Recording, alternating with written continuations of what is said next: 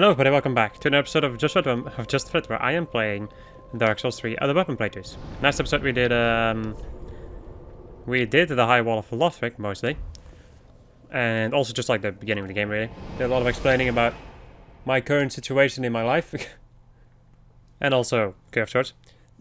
And also small shields, because those are the things that I'm supposed to collect in this playthrough. And in this episode we're gonna go and deal with Vort and probably some part of the Undead settlement.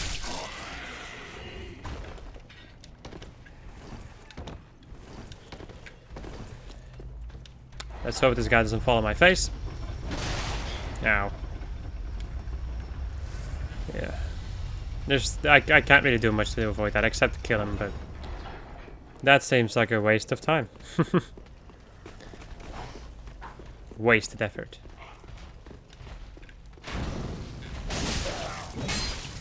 Why are you not dead? Jesus. I get shot in the head. Shot in the head. Hello? Nope, he just gives up.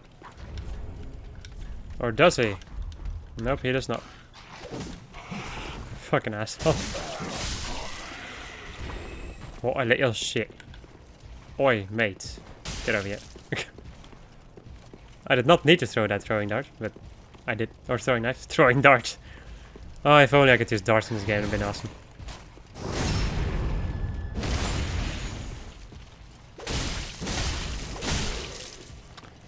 I'm actually really wondering what the next From Software title is going to be. Especially what it's going to be like, really. What theming they're going to go for and all that jazz. I hope something that I can deal with, like not something Bloodborne-ish again, because I cannot deal with Bloodborne. It's too gory. Oh yeah, I don't need to do two-handed. I was still thinking in strength stuff. And even still, like, two-handing and then doing a... Wow. And then doing a... critical attack doesn't really change too much. At least I seem to remember that. I tested it out at a certain point. But I don't remember. Head 4. Yep. Thank you for that, old lady. Ye old lady. Alright, Lothric Knight. Wow. I haven't played Dark Souls in quite a while, by the way. In a couple of weeks, I think. Maybe even a month. I still feel like I spend a lot of time on East 8. Yeah. So it's been some time since I played Dark Souls. But it doesn't really matter too much. Like I feel like it doesn't, for me personally, it doesn't matter too much how long I haven't played Dark Souls. Especially Dark Souls 3, because I've played this game so much. Like, at this point I've played it so freaking much. To the point that I really don't need to. Like, that it doesn't matter how long I don't play it. I'm probably gonna be at least decent at it, or like my knowledge is probably gonna stick around for quite some time. Unless if I decide to not play Dark Souls 3 for a couple of years or whatever, then I will definitely lose my memories of this game, or at least like some of it, which might happen when I'm done with these playthroughs, and also with the co playthrough that I will eventually do with Gib once he decides to continue playing Dark Souls. Yeah. Well, it's more a thing of like once he gets time, really. Because his capture card is broken for like a year or two already. And yeah, he doesn't feel inclined to buy a new one. So... Or at least I get the feeling that he doesn't. Which I can understand, because he doesn't make videos on his own. And a capture card is pretty expensive. So yeah. Then I will just have to wait until COVID-19 dies down a little bit. And then we can... Well, then I'm probably gonna be meeting up with him again, taking my capture card with me, and I'm gonna sit next to him while he dies a million times to everything that is in the DLC. Because he still needs to beat Freed, and he also still needs to beat the entire Ring City. Which is... I have a tiny feeling that that's gonna take a while. Because those bosses are nasty. I'm gonna get some more endurance. Well, I should meet. Alright. Do I have anything else that I can do right now? No. At least I don't think so. Yeah, no. When it comes to quests, Henri, I run into her at... Or him in this playthrough. I run into that guy at the Crucifixion Woods. And Leonard might already be here. I need to go and talk to him. Next time that I'm back in Firelink, I'll try to remember talking to him.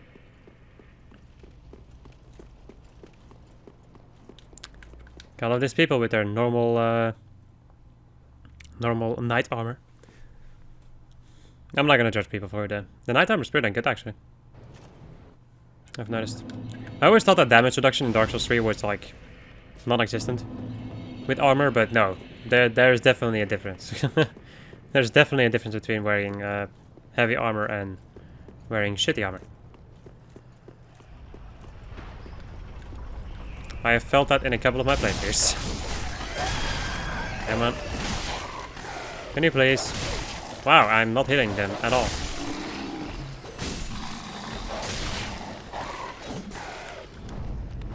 There's like one enemy that is consecutively annoying in every single Dark Souls game, and those are dogs. They're not too bad if you have like big weapons, which sweep a lot, or if you have fast weapons that attack pretty dang fast. But yeah, if you have... I feel like if you're in a medium level and you don't have a shield, then... yeah. If you're in a medium level of weaponry and you don't have a shield, then those dogs become very annoying. That's actually one... That's the one issue that I have with like not being able to use standard shields. Even though I could still block, like it's not like I cannot block with small shields, but it is barely worth it. Can you stop your pitchfork shenanigans? There are still, like, I will say, there are still a sizable amount of enemies in Dark Souls 3 that, like, that it's pretty dang good against where it's pretty dang useful to block. There we go. Like the thralls over here, one of them is gonna drop down over here. But I feel like once I have the target shield... How much is this block for? Ooh, 42. I think that the target shield the blocks for, I think 60%. I'm not sure, either 60 or 50, somewhere like that.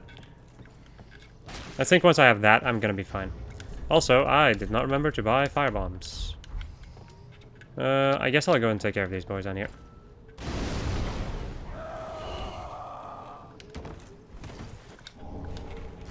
And I'll just go and kill the other ones the old-fashioned way. I should just running up to them and attacking them. Hello, friends. The handy thing about these enemies is that you can roll into them and stun them that way. So you technically don't have to block. Even though I would say that like the pitchfork dudes are very easy to fight if you can block. The machete dudes don't really get knocked. Like, the machete dudes are a little bit more difficult because they don't bounce off of your shield. What are you doing? My god, I've never seen this happen before. And these things keep going, by the way. They take so much time to despawn. Get over here, bitch. You son of a bitch. Okay. Time to stab you in the ass. You can also make those things like run into walls and then they also disappear a bit. Sometimes you don't have walls. Sometimes walls are unavailable to you. Also really hate the fact that once you backstab these enemies, they get up and they suddenly have a hitbox. Like the game thinks that these enemies are falling and you get stunned when they get up. Which is, I feel like it's unintentional. Also 4-pronged plow. Cool. Did it take me long to farm that? I don't remember. Oh, jeez. I did not see that. I heard him coming, but I was already attacking, so I thought like, maybe I should go and finish off the pitchfork dude and then deal with this guy, but... yeah, that failed. That failed, and I got stabbed as punishment. Can I kill both of these guys? Nice. Roll into this guy and kill him. Get my firebombs. Now, I know there's a shield all the way back there. There's the Caduceus round shield. Which I can get another way too. Don't have to go that way. Are they both gonna come this way, or... Nope, not only one. Look at these guys having freaking poise. Get over here, little shit.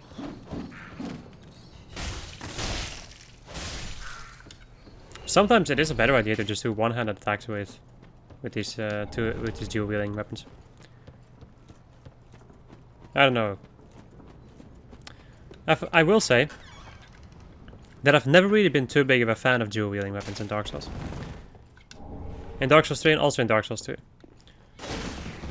In Dark Souls 3 it's mainly because you need to use a lot of stamina for that, and I feel like not a lot of them are very good. That's like my feeling, right? That's not what I think. Like, I think that they can be very useful if you can combo a lot of things, but like, for me it doesn't feel right being able to do that. It's kind of weird. Yeah, well, it's one of these weird quirky things that I have.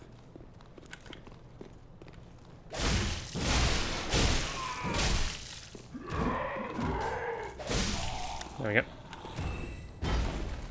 My god, I'm suddenly getting hungry again. Amazing.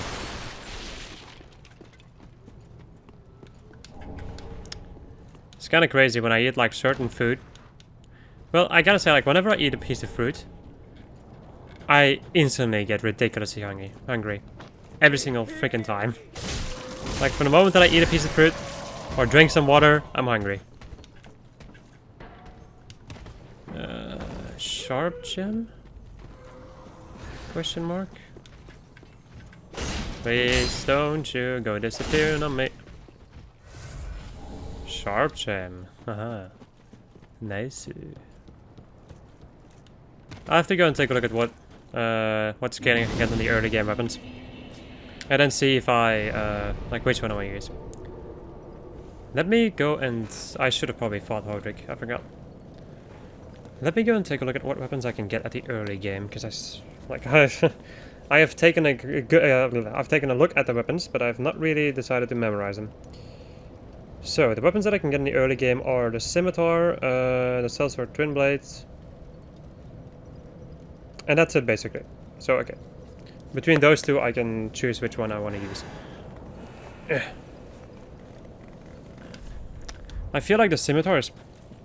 I'm not sure if the Scimitar is really good though. And it's gonna take me a while before I can get another curved sword. Unless if I want to go and grind, but without the Sign of Avarice and the Silver Serpent Ring, and grinding is really unfun. In general, not fun. Oh. Heavens, she was already dead. You know what? These boots actually make a lot of sense on the Morak stuff. In a certain way, because they're baggy and then armored at the bottom. Wow, yeah. Okay, cool. So I guess I'm not going to be getting the Knight's... well, I think I'll go and take a look at the Knight's leggings. But I don't think it's going to be necessary. Right. So, when it comes... I seem to remember getting a sizable amount of sharp gems in this. Oh yeah, right, I cannot do that quite yet. Well, you know what? Learn something new every day. Once again, better scaling, less damage. That's the difference between these two. This thing has better scaling, but does less raw damage. But I do kind of want to upgrade at least one of these weapons. With this one I can do more flashy moves, but with this one I... And also, this is Morak. Morak needs to use dual wielding weapons. Well, doesn't need to, but... I kind of want her to use dual wielding weapons. Alright. More dexterity, probably? Yeah, sure. There we go. It's gonna take quite a while before I can actually get Morak's fashion cells going, because I need the Alva armor. The Brigand hat I can get pretty dang early. And then... Oh wait, it's either the Brigand hat or the Old Sorcerer hat. And then Alva armor, and then I also need to figure something out for her arms. But I need to see what the Alva armor does, like how it looks. Right, I think Holy Knight Hodrick should probably invade me right now. Yep. Holy Knight Hodrick. Oh, Hodrick. You little shit. Using his stance. Using his JoJo stance. Yeah, cool. Is that a JoJo reference? Crazy thing is, I've never even watched JoJo's. But I've heard that it's really weird. Like, it's called JoJo's Bizarre Adventures for a reason. It's real freaking weird. I'm not sure if I'm interested in that stuff. I have so much anime that I'm watching right now. I'm catching up on the year 2020. When I'm in 2021 and I've not watched anime in the year 2020. Or like almost no anime. And then, yeah. Yeah, then you, then at a certain point you just... You start lagging behind and... crap. And yeah.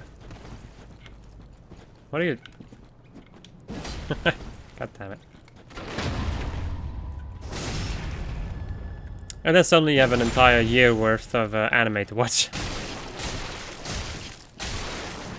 I hate the fact that he does that. Wait, I think he only does that when you... I think he only does that once you... No, wait. No. He can parry whenever the fuck he wants to.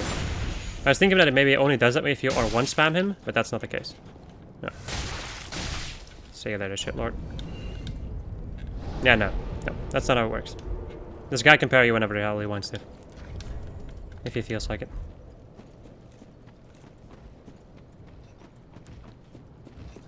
Hello, saw dude.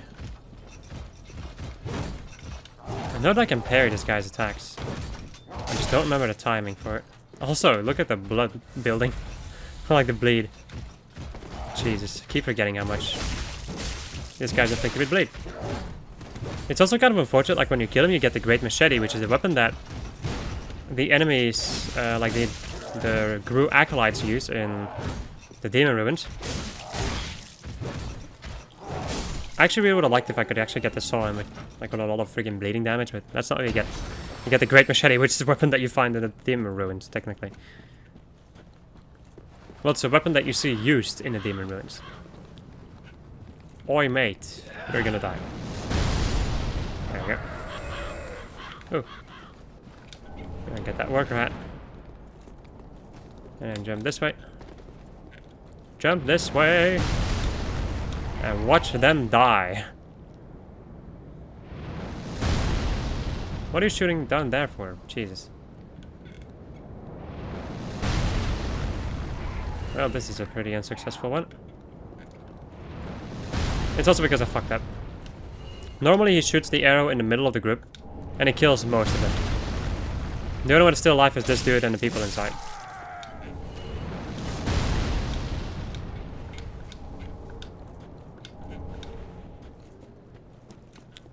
Sometimes I'm wondering why I get... Well, no, wait. I thoroughly explored that subject. I was about to say, like, I was wondering why I was... Like, why I'm always collecting these... all these random items that I don't really need to collect. And the reason being is because if I don't do all this stuff, there's bound to be something in there that I'm gonna miss. Like something that I'm gonna need, sorry. And then I will miss it, and then I'll have to come back for it, which I really don't want to do. Going back to places is kind of annoying to do. That's just like something with me and gaming in general. Like, I don't like going...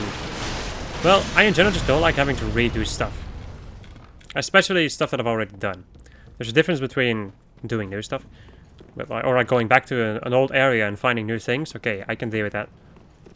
But having to redo entire, like, stuff like the Pantheon of Halnest in Hollow Knight. Perfect example. 40 minutes of an entire boss rush. And then you die at the end, or somewhere halfway or whatever, and that's like 40 minutes of your life wasted. So ridiculously difficult, and so annoying. And some other things too, like dungeons that don't have... Like really big dungeons that don't have save points or whatever.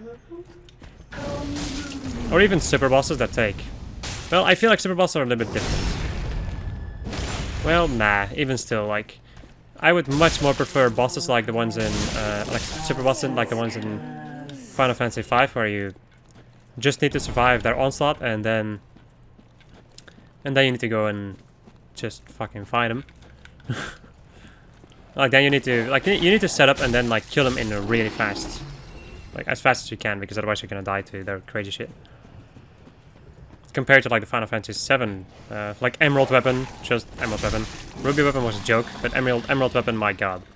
That one was... That took me so long to beat that dude. And also Xenoblade Chronicles. As much as I love that game, The super bosses in that game, especially Avalanche Abacy. Oh boy, that is not fun. That's 40 minutes of pure suffering. And if you make one mistake, well, maybe not one mistake, but actually, yeah. I don't remember how much mistakes you could make in that one. It's been a long time since well, it's been some time since I've done that. But usually, I think like if you make a really big mistake, you're dead in that boss battle. And you also have like the chance of enemies respawning and yeah. If you want to see that, like if you are a fan of Xenoblade Chronicles and you want to see somebody have an incredibly crazy time with Avalanche Abacy, watch our Let's Play. Watch the final episode of our Let's Play and you will see. You will see what will happen in that one. Jesus Christ. That was I did not know how long it took me. Like I was just fighting the boss, but I did not pay attention to how long I spent fighting the boss. But yeah, it ended up with 40 minutes. It was 40 minutes, and yeah, I started by fighting Avalanche Abacy himself. Then at a certain point, I think it turned into day, I think. Or into night, doesn't matter. Yeah, no, I think it turned into night, right. It turned into night, and then the first super boss, Final Marcus, spawned, plus 2 other dudes. And then, at a certain point, it turned back into night, because I was fighting for that long. And then... and then the enemies from the night respawned, and then I had to fight those guys, when Avalanche Abacy was almost dead. It was... trust me. Trust me, it was insane. It was... yeah, that's the only thing I can say to that. It was just fucking insane. Me and Cube, we were both just fucking dead after that. That was insane. I was shaking after that. Which makes about a lot of sense to me. After you spend 40 minutes doing some very... like doing some stuff where if you make one mistake, you're fucking dead. Kind of stuff. Yeah. But it was fun. I really enjoyed the Xenoblade Chronicles playthrough. Even though I still personally think that I could have done better when it comes to commentary in the beginning of the Let's Play, but... but, well, yeah, shit happens, man. I wasn't feeling too well at that point, so... that's just been my life the last couple of years, so... I feel like that's been my life for most of our Let's Playing life. I feel. And that's it, people. I've enjoyed this episode of Just Us playing Dark Souls 3, the weapon playthrough. The next episode we're going to go and deal with the rest of the Undead settlement and maybe also some stuff of the Road of Sacrifices. Goodbye.